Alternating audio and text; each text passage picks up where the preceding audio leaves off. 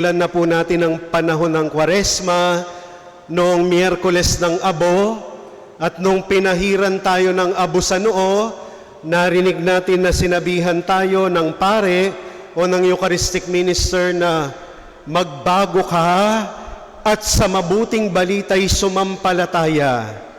At yun ang ating narinig na sinasabi ni Jesus sa kanyang pangangaral ng mabuting balita sa Galilea.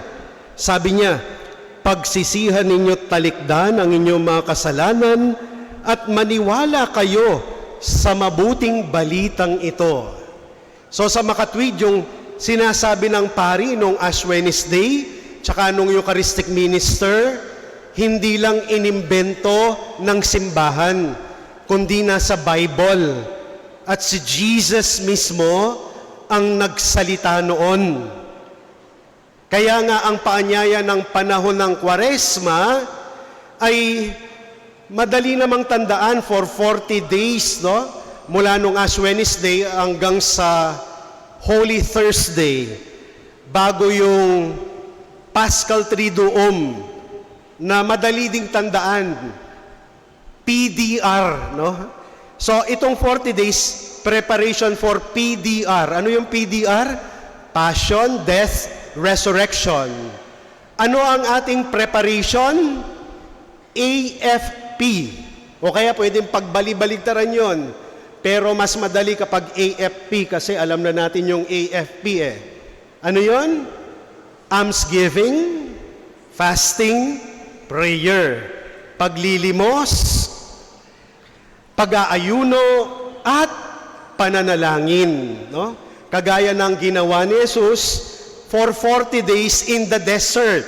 Kaya nga, temptation in the desert ang laging gospel sa first Sunday of Lent o sa tuwing unang linggo ng Kwaresma. Naririnig natin yung kwento ng panunukso ni Satanas o ng Diablo o ng demonyo kay Jesus sa desyerto o sa ilang, no? Sabi ng demonyo, take it easy, no? Take it easy, Jesus, no? So, madali ding tandaan, no, yung pwede nating gawin, what to do, no? To do penance and to do reconciliation so that we can return to the Lord, so that we can be in communion with Him, no? PRC, no? Penance, reconciliation, communion with the Lord. So ang narinig nating ebanghelyo ngayon, yung mga sanay makinig sa mga gospel, napansin ninyo, parang merong kulang, parang maiksi, no? Kung last year nakinig kayo, at sa next year makikinig kayo, merong dagdag. Kasi yung gospel ni Matthew at Luke, merong 3 temptations doon, no? Naalala nyo yung panunukso sa bato na gawing tinapay, yung tatalon si Jesus sa taluktok ng templo at hindi siya masasaktan, security, no? At yung pagbabaw o pagsamba at magpatira pa sa Diablo ay hindi natin narinig. Kasi yung verse ni Saint Mark is the shortest verse, no? Na actually siya ang pinakaunang nagsulat sa mga evangelists, no? Pero kung nakinig po tayo, actually 4 verses lang ito, no? 12, 13, 14, 15, no? So 4 verses lang. Pero maliwanag po ang tinuturo sa atin. At nais kong gamitin ng isang sikat na dekorasyon ngayon sa ulo ng mga bata o ng mga tao, no? Kung nagpunta na kayo ng Divisoria o napansin ninyo sa mga mall, ewan ko kung meron ngayon, wala naman ako nakikita. Kaninang umaga sa First Mass may nakita ako, may mga naglalagay ng bibe sa ulo, no? Bibe. In fact, actually, kauuwi ko lang ng Pampanga, yung apo ko, pumunta kami sa Tiangge, bumili siya ng 2 bibe. Actually, 3 pala. Isa sa kanya, binigay niya sa lola yung isa. Gusto niya yung isa isuot ko. At gusto niyang picturean ako, no? Sabi ko, wag na. Kasi baka ipasa niya kung saan-saan. Pero gusto kong gamitin yon dahil yun ang trending ngayon. Bibe, no? O bibi, no? Sa amin, bibi lang, no? Sa Tagalog, bibe, no? Bibi.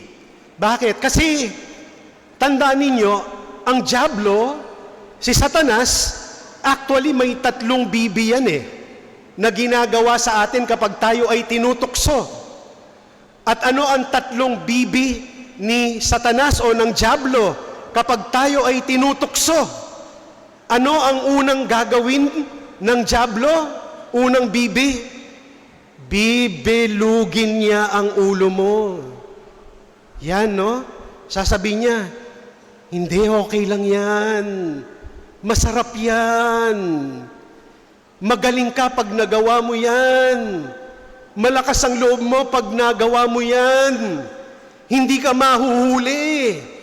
Mas mukha kang cool at makapangyarihan pag ginagawa mo yan. Pag nagbe-vape ka, ang gwapo mong tingnan. Pag naninigarilyo ka, astig. Yan, bibilugin ng dyablo ang ulo mo. Kaya ikaw naman, yung ulo mo lumalaki. Akala mo, iniisip mo, wow, ang sarap pala. Ang galing pala. So, bibilugin ang ulo mo ng dyablo o ni Satanas. Yan ang kanyang unang bibi. Ang pangalawang bibi niya ay pagkatapos kanyang, di ba, bibilugin ang ulo mo, no? Parang iaakyat ka niya sa ere, itataas ka niya. Pag high na high ka na, doon yung pangalawang bibi ng dyablo. Bibitawan ka niya. Bibitawan ka ng dyablo at babagsak ka at lalagabak ka at doon mo marirealize, aray, ang sakit pala. Kaya pag minsan, kapag nasa rurok ka na, nasa taas ka na, akala mo you are invincible, you are powerful, you are great.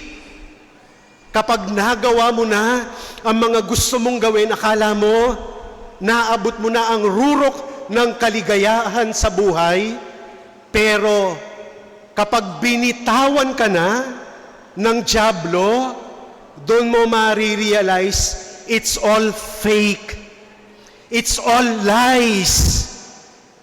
Mga kasinungalingan pala.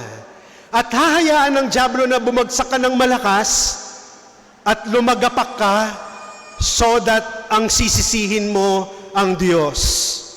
You will curse God.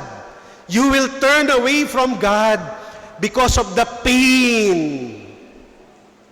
Because of the pain of being left out. So bibitawan ka sa ere. At ano ang mangyayari sa iyo pag binitawan ka sa ere? Ito ang pinakamasakit na gagawin ng dyablo sa iyo. Ang pangatlong bibi niya, bibiyakin niya ang puso mo. Bibiyakin niya ang puso mo. Mag-ingat sa mga dyablo, baka nasa tabi nyo lang sila. Binibilog-bilog ang ulo mo. Bibitawan ka kapag nagamit ka na at bibiyakin ang puso mo. Mag-ingat tayo sa mga modern day dyablo o tukso sa buhay natin. Sapagkat ang tukso ay maaaring manggaling sa ating sarili, tulad ng katamaran, kahalayan o kayabangan. O ito ay maaaring manggaling sa ating paligid, tulad ng ating barkada o ng panunukso ng mga tao sa paligid natin. O maging ng social media ngayon, maaaring manggaling sa TikTok o sa mga videos sa YouTube na napapanood natin o sa post sa Facebook, ang tukso ay maaaring manggaling mismo sa paligid o manggaling mismo sa demonyo. Layuan natin ang mga ito at labanan natin, kagaya ng ginawa ni Jesus. Ang mga sandata na panlaban natin sa tukso ay ang mga gawain sa Kwaresma na binanggit ko na. Limos o pag-aabuloy, almsgiving. Maging mas mapagbigay, maging mas maawain sa mas nangangailangan. Huwag maging sakim. Kasi nga, ang dyablo, bibilugin niya, wow, ang dami mo ng ipon. Wow, ang ganda na ng sasakyan mo. Wow, ang laki na ng bahay mo. Wow, ang laki na ng bank book mo. Sana ang gawain ng Kwaresma ay paglilimos. Gawain ng Kwaresma ay pananalangin o prayer.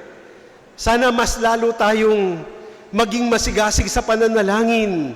Umattend tayo sa Stations of the Cross every Friday dito sa ating parokya. May daily masses every 6 p.m. Merong Divine Mercy, merong 2,000 Hail Mary, merong panalangin ng mga apostolada ng panalangin, may mga devotion to Our Lady of La Salette, no? Ang dami po, ang dami po. Sana po paigtingin at ang pag-aayuno na magbibigay sa atin ng disiplina o ng kontrol sa ating sarili para hindi tayo madaling mabitag ng dyablo. Kasi sa totoo lang, alam na natin ang tukso ng dyablo eh. Kumbaga, parang ang tanong na lang, kakagat ka ba? Kasi alam mo na ang consequence eh. Ang tanong, kakagat ka ba? Parang sa isda lang yan pag nangingisda. Yung isda, nakita niya, merong uod na pawigel-wigel. Pero baka nakikita rin niya yung tali, nakikita din niya yung hook.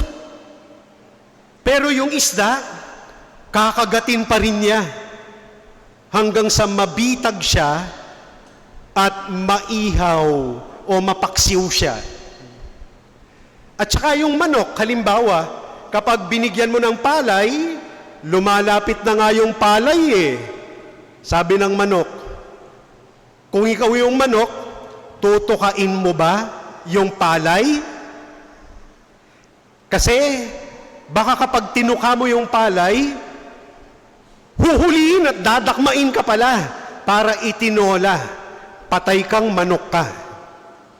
Kaya ang tanong lagi ay, kakagat ka ba? Alam mo na ang consequence ng tukso. Alam mo na ang mangyayari kapag kumagat ka. Pero sana palakasin natin.